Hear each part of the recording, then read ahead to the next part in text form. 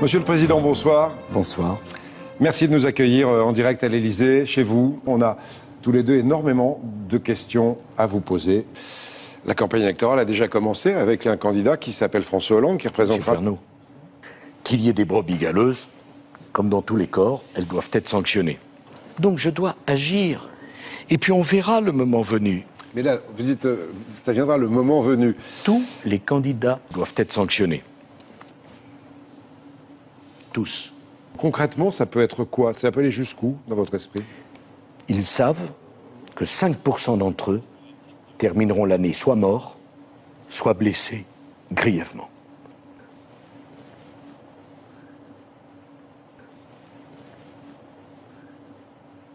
Monsieur Pernaut, il ne faut jamais s'énerver. Et quand on s'y laisse aller, parce qu'on est tous des êtres humains, on a toujours tort.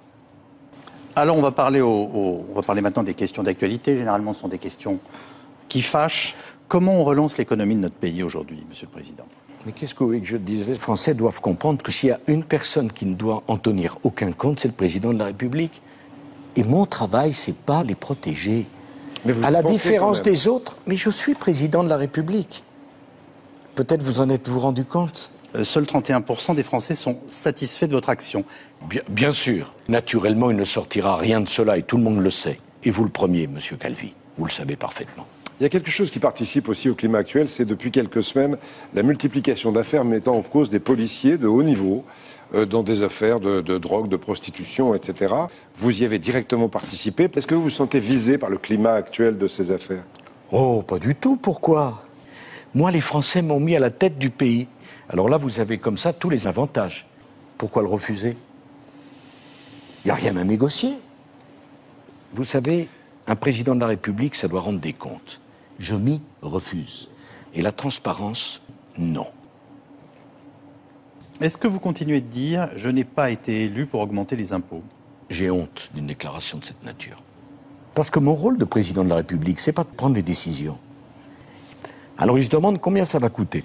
À un moment, il faut faire son devoir. Il faut que les Français paient des impôts et ma retraite sera payée. Ce qui n'est pas infamant à ma connaissance. Puis je vais vous dire autre chose. Avant de célébrer la naissance de notre enfant... Elles vont bien?